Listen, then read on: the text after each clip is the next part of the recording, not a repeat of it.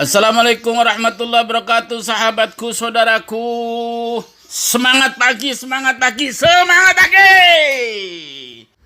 Oke, saudaraku, silakan subscribe dulu tayangan ini supaya bisa terus kita silaturahmi.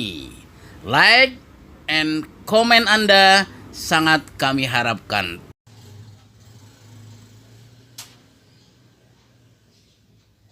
Selamat mengerjakan apa saja saudara-saudara semua. Hari ini saya akan mencoba untuk mengangkat satu tema materi dalam istilah bisnis yang disebut dengan dividen. Jadi ini dividen itu istilah untuk profit atau keuntungan dari sebuah bisnis, ya, wabil khusus kalau dalam bentuk bisnis kita adalah bisnis perseroan terbatas. Tapi kalau bisnis yang kita kerjakan dalam bentuk badan hukum koperasi, maka nama profitnya bukan dividen, ya, tapi keuntungan atau sering disebut dengan SHU. Ini sisa hasil usaha. Sama sebetulnya sih, semua sama-sama namanya untung dari sebuah transaksi bisnis. Cuman kalau PT biasanya istilah yang lebih akademik lah, itu istilahnya dividen. Nah, dividen ini terlahir dari perusahaan atau perseroan terbatas yang menjalankan aktivitasnya sehingga melahirkan keuntungan. Istilah dividen atau profit dalam perseroan terbatas ini itu ada dua. Yang pertama adalah jika keuntungannya dari kegiatan bisnis. Jadi dari kegiatan bisnis. Jadi misalnya perusahaan yang terdiri dari para pemilik saham. Di PT itu para pemilik saham menyerahkan modal penyertaannya masing-masing, misalnya senilai satu orang 100 juta dan ada 2 orang, maka 200 juta. Nah, 200 juta itulah modal penyertaan dari masing-masing para pemegang saham di perusahaan itu. 200 juta itu kemudian perusahaan akan membuat kegiatan bisnis, membuka restoran atau bengkel atau yang lain-lain. Nah, membuat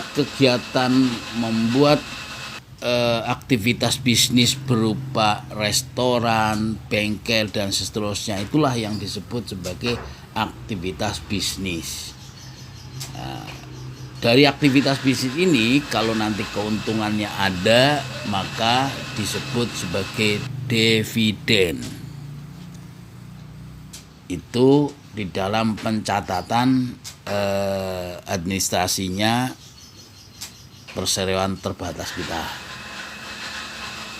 Namun ada istilah yang kedua yang disebut dengan capital gain. Nah, capital gain ini juga keuntungan. Cuman capital gain ini keuntungan dari jual beli saham. Contoh tadi, para pemilik modal dari PT X pemilik sahamnya adalah A, B. Si A pemilik dari 40% saham. Si B pemilik dari 60% saham. Maka kalau satu saham dinilai tadi umpamanya senilai, kan tadi saya umpamakan misalnya 200 juta total ya. Total modal penyertaan 200 juta. Nah, berarti kalau dia terbitkan sahamnya adalah 100 lembar, maka A nilai sahamnya adalah 2 juta. Kalau diterbitkannya adalah 200 lembar, maka nilai sahamnya per lembar adalah 1 juta. Itu. Nah, masing-masing, karena saya contohkan sajalah, misalnya adalah yang paling gampang untuk memudahkan penjelasan kita, kalau orang itu masing-masing bersepakat menerbitkannya dalam 2 juta setiap lembar sahamnya. Nah, berarti 40% miliknya si A itu nilainya adalah 40 juta, 40% kali 2 juta. Berarti berapa? Ya kan? Kurang lebih nilainya berarti sekitar 80 juta. Jadi 80 juta itu saham yang diinvestasikan, yang disertakan, yang jadi modal penyertaan di PT X itu oleh si A senilai 40% saham. Dan yang B memiliki 60% saham, maka dia menyertakan saham modalnya menjadi 120 juta. Itu jadi 120 juta itu nilai dari 60 lembar saham, karena satu lembar saham dinilai 2 juta. Begitu saudaraku. Lah, kalau sahamnya dinilai 2 juta, dalam perjalanan bisnisnya saham itu bisa ditransaksikan, bisa dijual, bisa dibeli. Bukan hanya barangnya atau hasil usahanya atau aktivitas usahanya. Tadi jualan makanan kalau itu restoran misalnya. Bukan, tapi juga nilai lembar sahamnya yang tadinya modalnya 2 juta bisa saja suatu ketika modalnya bernilai lebih. Itu karena ada keuntungan ya, atau juga bernilai kurang karena dijual nilainya menyusut. Nah, istilah capital gain itu adalah istilah ketika Anda menjual saham Anda dan Anda memperoleh keuntungan dari jual beli saham. Yang tadinya saham itu senilai 2 juta awal berdirinya perusahaan, berjalannya bisnis itu maju, bisnis itu berkembang, omsetnya tambah gede, tambah banyak, dan ada yang minat atau Anda pengen menjualnya, dan nilai sahamnya sudah tidak bernilai 2 juta lagi per lembarnya, tapi bisa jadi sudah 3 juta. Nah, berarti ada selisih 1 juta dalam setiap lembar saham yang Anda jual. Nah, itulah yang disebut dengan capital gain. Apakah Anda akan menjual 40% atau semuanya, 60% semuanya, atau nggak usah semua? Misalnya dijual 10% aja, dijual 20% aja, boleh. Jadi kalau misalnya saya datang membeli 10%, berarti pemiliknya sekarang menjadi bertiga, ya kan? Yakni A pemilik awal, B pemilik awal, C misalnya saya gitu ya, Salim gitu. Nah, saya ini membeli 10%. Dari siapa yang beli? Saya beli. Yang saya beli adalah miliknya si A misalnya. Berarti A sekarang memiliki 30% saham, si B tetap 60%, saya memiliki 10%. Tuh. Jadi sekarang pemilik perusahaan menjadi bertiga. Kita proses lagi perubahan akta notaris. Karena kepemilikannya berubah, pemilik sahamnya berubah, strukturnya tentu berubah, dan dirubahlah namanya dengan akta perubahan. Kita harus berhubungan dengan notaris kembali, kita proses ulang lagi transaksinya sehingga perseroan terbatas ini menjadi memiliki akta perubahan karena pemiliknya nambah 1 orang. Itu sahabatku, saudaraku. Jadi istilah capital gain itu adalah istilah di mana dalam transaksi bisnis atau dalam pembukuan bisnis perseroan terbatas itu istilah untuk kalau Anda memiliki keuntungan dari penjualan saham. Nah, sekarang pertanyaannya, Pak, kalau penjualan saham itu rugi karena perusahaannya agak ngoleng, agak bermasalah, terus kemudian dijual sehingga hanya jatuh. Yang tadinya nilainya 2 juta hanya tinggal misalnya ekstrim lah 500. Jadi berarti jatuhnya berapa? 1,5 juta. Nah, ini kejatuhannya. Berarti ini loss. Ya kan? Ini namanya loss. Nah, inilah yang disebut dengan capital loss. Uang saham atau saham penyertaan perseroan terbatas yang dijual rugi, maka kerugiannya itu disebut dengan capital loss atau modal yang hilang. Ya, orang yang jualan restoran tadi atau pilih aktivitas bengkel tadi karena bengkelnya menurun atau restorannya menurun atau kegiatan apapun bisnisnya ternyata menurun, maka nilai sahamnya anjlok, jatuh. Ya, karena kalau bursa saham itu ada saham jatuh, ada saham rebound, naik kembali misalnya. Nanti kalau naik lagi udah saya beli 500 misalnya.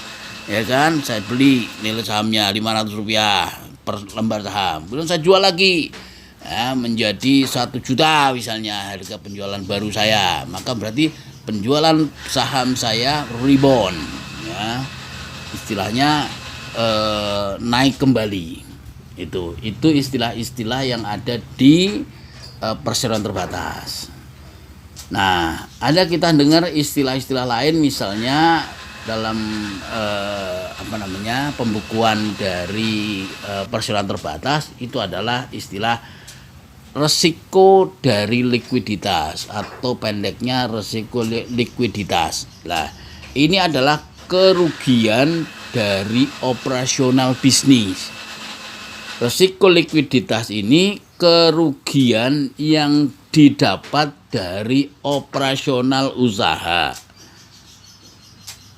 Nah, contoh misalnya dari aktivitas yang kita punya bengkel tadi atau restoran tadi, maka usahanya awalnya berkembang, cash flow-nya berkembang bagus, berputar bagus, uang masuknya keluar masuknya bagus, dan suatu ketika asetnya nambah karena kita bisa nambah mobil, nambah aset, nambah macam-macam sehingga nilai perusahaan tidak lagi 200 juta bisa jadi sudah berkembang menjadi 1 miliar misalnya.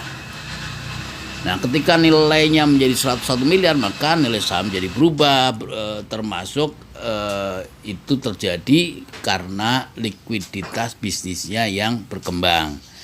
Nah, keuntungan dari perputaran bisnis yang kita jalankan itulah yang disebut dengan likuiditas. Dan kalau itu anjlok atau likuiditasnya menurun, perputaran omsetnya lambat, kerugiannya muncul. Nah, kerugian yang muncul karena akibat operasional itulah maka disebut dengan resiko likuiditas. Nah, bagaimana kalau terjadinya resiko likuiditas itu perusahaan memiliki hutang-hutang kepada supplier, hutang kepada leasing, hutang kepada pihak ketiga, perbankan, dan seterusnya. Nah, maka hutang-hutang itu pembayarannya adalah lewat omset yang Anda punya, lewat aset yang Anda punya, ya, lewat profit yang Anda punya dari perputaran bisnis itu. Nah, terus gimana kalau bisnis perputarannya sudah nggak ada atau drop seperti sekarang nih, banyak perusahaan-perusahaan yang pilot, banyak perusahaan yang mem-PHK karyawannya, banyak perusahaan yang merugi karena tidak ada operasional atau mengurangi sangat gratis operasionalnya sehingga keuntungannya menipis akibat dari endemi corona seperti saat ini. Nah, ketika banyak perusahaan-perusahaan seperti ini tentu kemampuan finansialnya lemah. Dan kalau ada case-case seperti ini, maka piutang pihak ketiga itulah yang didahulukan. Jadi kalau ada pihak ketiga yang punya, kita punya tanggungan, kita punya hutang, ya, utang-utang kepada supplier, utang kepada bank, kepada leasing, kepada pihak-pihak di luar para pemilik saham, itulah yang didahulukan. Itu yang dibayarkan dari aset, dari profit, jikalau itu semua masih ada.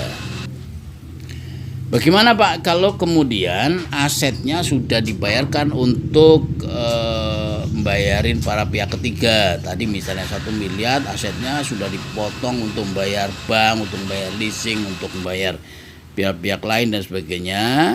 Ternyata hanya tersisa 50 juta.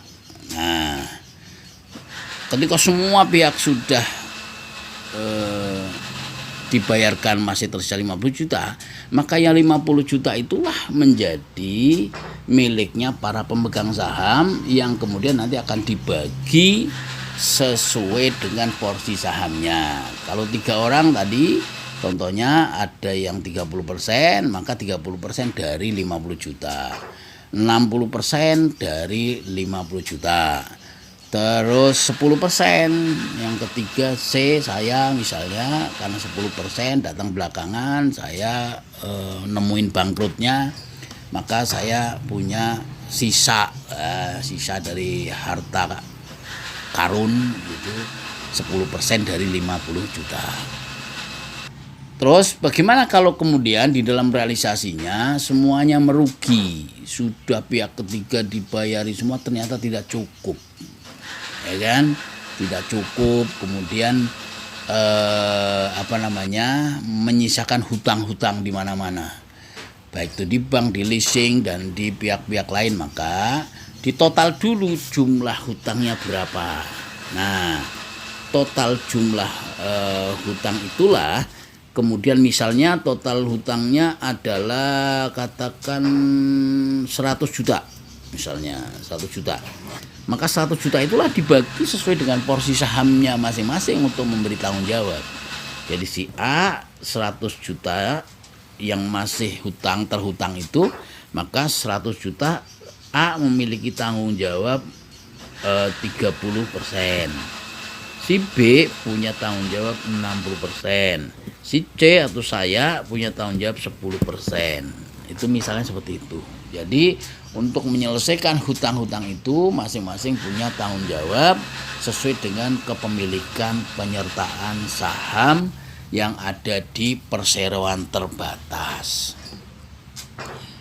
Mudah-mudahan ini memberi pemahaman, ya, memberi informasi yang cukup bisa dinalar, karena inilah berdasarkan pengalaman-pengalaman. Dan nanti tentu tidak seindah teorinya ketika Anda mengalami kenyataan-kenyataan di lapangan, bagaimana membagi keuntungan, bagaimana, tentu ini ada proses di mana internal biasanya musyawarah, ribut dulu dan sebagainya. Nah, ini yang kadang-kadang memang pentingnya antar pemilik saham di dalam perusahaan itu memiliki aturan main yang jelas, SOP-nya jelas, sehingga semua tunduk pada kesepakatan-kesepakatan. Nah, kalau enggak komunikasi internalnya para pemilik saham, komunikasinya dengan para direktur dan sebagainya ini tidak bagus, maka ini yang kemudian biasanya akan menjadi ribet, masalah, sehingga bukan lagi urusan bisnis, tapi masalah menjadi merambah ke urusan-urusan lain, baik urusan pribadi maupun urusan keluarga. Ini yang sering terjadi kalau pola komunikasi internal perusahaannya tidak dibangun dengan baik, dengan terbuka.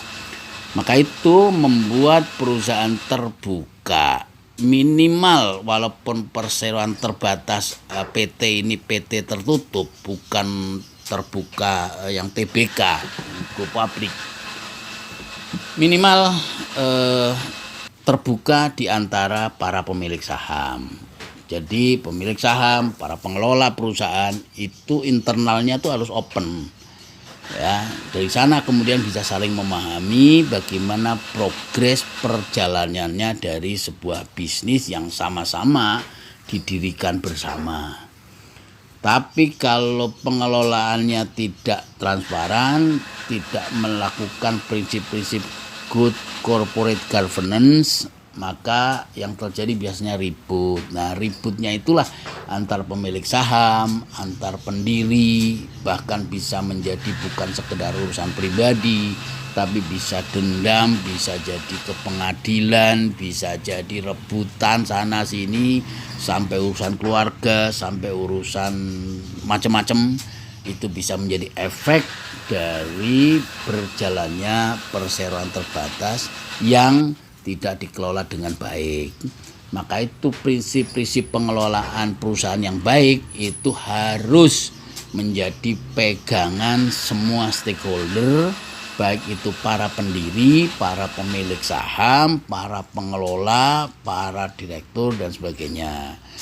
Beda kalau perseroan terbatas ini sifatnya yang go public, yang TBK, seperti contohnya Indofood, Sukses Makmur TBK, Telkomsel TBK, Pertamina TBK, PT bla bla bla bla, belakangnya ada TBK-nya misalnya. Maka yang TBK ini perusahaan perseroan terbatas yang sudah go public, sudah dicatatkan di Bursa Efek Jakarta atau di Bursa Efek Dunia, dan ini pasti harus dikelola secara good governance, secara bagus, dan tentu ini punya pembahasan tersendiri. Saya masih fokus bagaimana untuk para pemula untuk memahami istilah-istilah yang sangat lazim di dunia bisnis, wabil khusus perseroan terbatas. Kalau Anda baru-baru saja membuat perusahaan, karena kita masih usaha kecil menengah. Jadi pada problem-problem UMKM ini kadang-kadang bukan sekedar problem di produk atau problem di finansial, tapi juga ada problem-problem lain terkait problem individu, antar pemilik, antar karyawan, antar konsumen dengan kita, misalnya sebagai pemilik maupun sebagai pengelola. Ya, ini semua dikelola dengan baik, maka akan menjadi sebuah pola atau tata aturan pengelolaan perusahaan yang baik. Intinya mah ujung-ujungnya siapapun yang mendirikan bisnis itu harus jujur, harus transparan. Pilihlah para pengelola, pilihlah partner-partner bisnis yang jujur, sidik, amanah, tabligh, fatonah. Ini ujung-ujungnya semuanya ke sana. Kenapa? Karena untuk membangun trust, membangun kepercayaan satu sama lain. Kalau kepercayaan satu dengan yang lainnya ini terbangun dengan baik, maka aturan-aturan perusahaan atau panduan-panduan yang disepakati bersama, kesepakatan-kesepakatan perjanjian yang disepakati bersama itu relatif bisa lebih mudah di dalam pelaksanaannya di lapangan. Begitu sahabatku, saudaraku, jadi bagi para pemula, bagi para pelaku bisnis UMKM yang baru membuat PT atau masih mau membuat PT, membuat perseroan terbatas, kira-kira harus mengenal istilah-istilah itu, dan istilah-istilah itu sangat lazim di dalam pengelolaan perseroan terbatas. Mudah-mudahan semuanya ada manfaatnya. Terima kasih. Assalamualaikum warahmatullahi wabarakatuh. Giliran Anda subscribe, oke? Subscribe itu gratis, Bung. Oke. Subscribe ya, dan loncengnya kau tekan. Makasih semuanya.